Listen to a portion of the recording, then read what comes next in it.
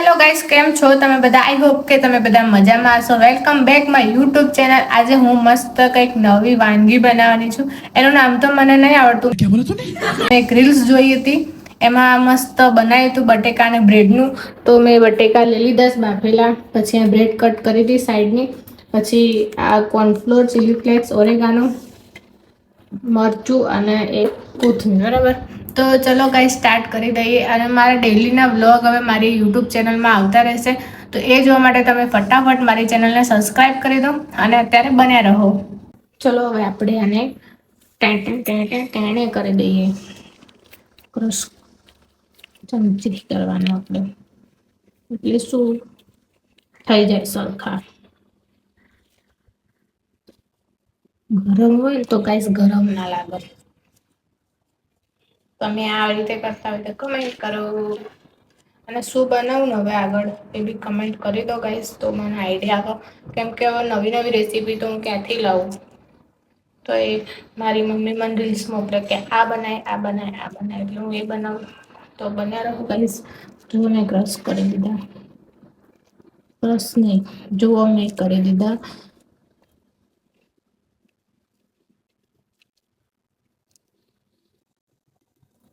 હવે આપણે આમાં હે ને અને આમ ભૂક્કો કરી દેવાનો.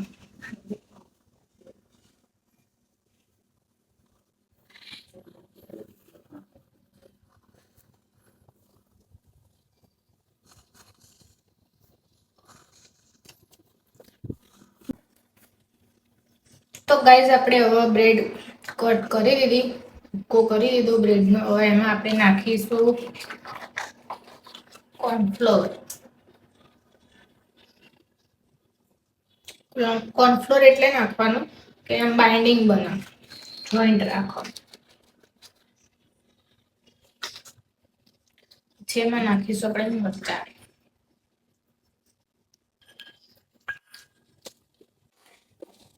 નાખીશું કોથમીર, પછી નાખીશું ચીલી ફ્લેક્સ,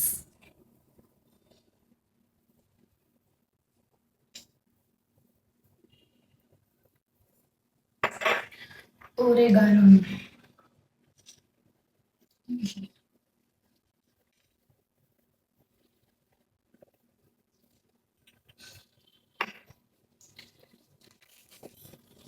પછી નાખીશું આપણે ચાટ મસાલો.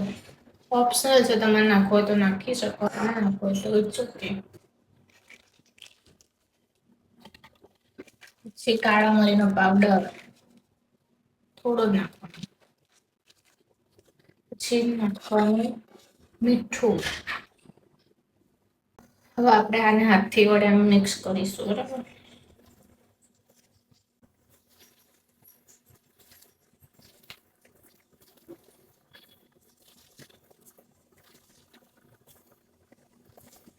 તમે આમાં ડુંગળી એડ કરી શકો, કેપ્સિકમ એડ કરી શકો, પણ મેં નહીં કર્યા. હું બધી ટ્રાય કરું પહેલાં કેવા બને કેવા નહીં, પછી હું આગળ બીજા બ્લોગમાં એડ કરીશ ડુંગળીને બધું નાખીને.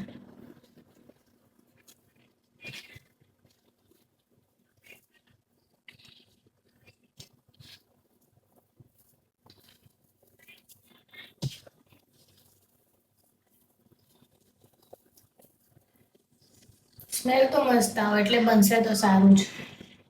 મને આમ એવું હતું કે નહીં ટેસ્ટ નહીં મજા આવે, પણ બનશે તો સારું.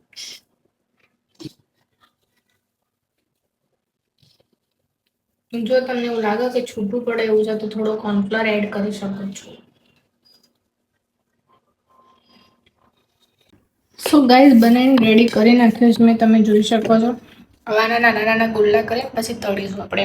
એટલે બન્યા રહો, હું જો તમને બતાવું એ રીતે કરવાના. તમે અલગ અલગ શેપમાં પણ બનાવી શકો છો અને બરાબર, તો બને રહો ગાઈસ. ફટાફટ બનાવી દઈએ આપણે, કેમ કે તેલ ગરમ કરવા મૂકી દીધું તો તેલ આવી ગયું છે.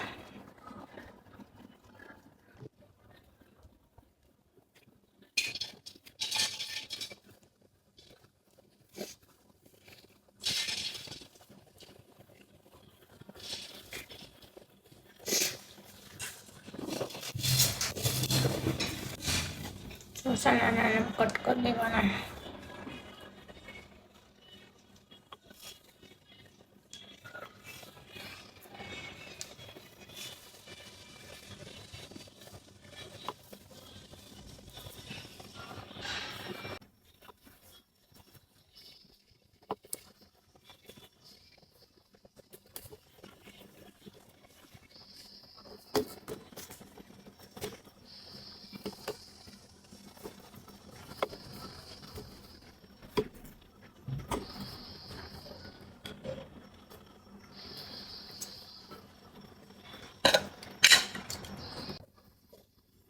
જો ગાઈસ આપણે એને કટ કરી લીધા પછી છે ને આનો શેપ આપવો હોય ને તો શું કરવાનું ખબર કરી દેવાના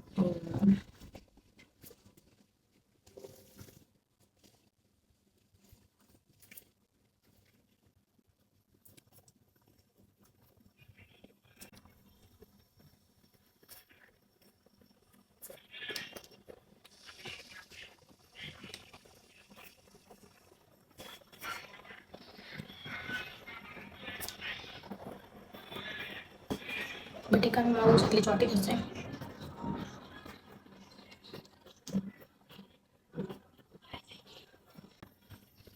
જો મસ્ત શેપ ના બની ગયા ને અમુક મોટા થાય અમુક નાના થાય પણ ચાલે પેટમાં જ જવાના ખાવાના છે એટલે તો કેવું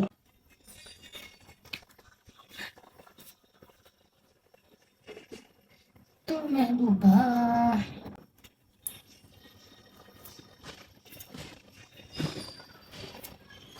તો ગાઈઝ આપણે સ્ટેપ આપી દીધું મસ્ત જોઈ લો ડિઝાઇન પડે હવે આપણે તળીશું તો ગાઈઝ મેં બધા બનાવીને રેડી કરી દીધા જો તમને બતાવું મેં મસ્ત શેપ બી આપી દીધો છે આનો અલગ અલગ અલગ અમુક ગોળ થયા છે અમુક લોંગ થયા છે તો હવે આપણે આને તળી દઈએ તેલ બી આવી ગયું છે ચલો શ્રી ગણેશાય નમઃ કરીએ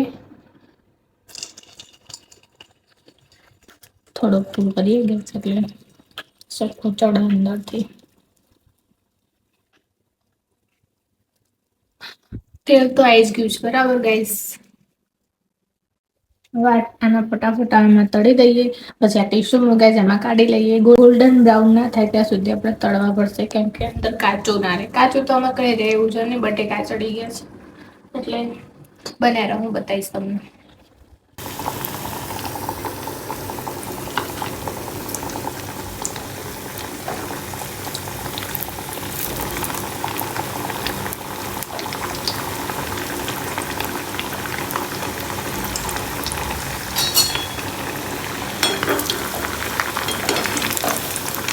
અને હલાવતું રહેવાનું ને તરત ભેગું થઈ જશે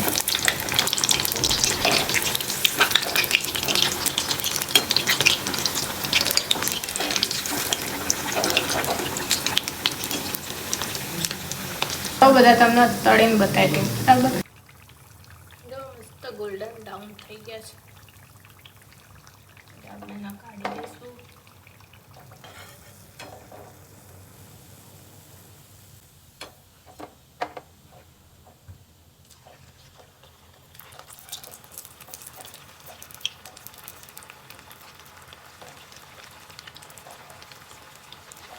ગાઈઝ અમે બનાવીને પણ ખબર નહીં આને શું કહેવાય એ તમને ખબર પડી ગઈ હોય તો મને કોમેન્ટ કરી દો કે ના કહેવાય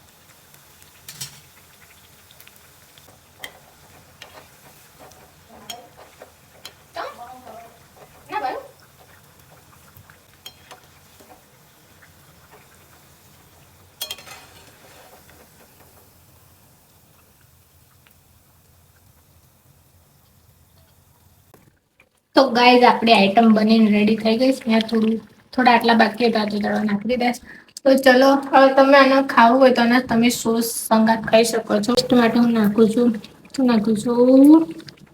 ચાટ મસાલો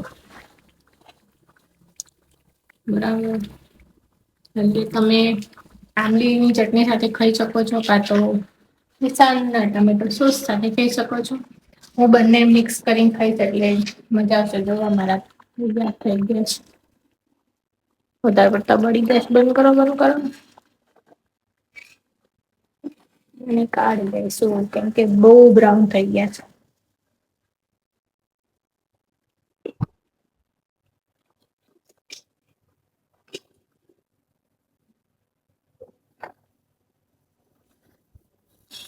રેડી થઈ ગયા છે મસ્ત મજાના. તમને પણ મોઢામાં પાણી આવી ગયું હશે મને ખબર છે. ગાઈઝ આપણે આ બ્લોગને અહીંયા જ એન્ડ કરીએ. હવે નવી રેસીપી માટે તમે જલ્દીથી કોમેન્ટ કરો કેમ કે મને બનાવવામાં બહુ મજા આવે છે અને શું બનાવવું એ ખબર નહીં પડતી ખાલી. એટલે તમે કોમેન્ટ કરો તો હું ફરીવાર એ બનાવીશ. બરાબર, તો ચલો આ બ્લોગ ગમે હોય તો લાઈક કરો, શેર કરો, સબસ્ક્રાઈબ કરો. આપણે મળીએ નવા બ્લોગમાં નવી રેસીપી સાથે. ત્યાં સુધી રાધે રાધે.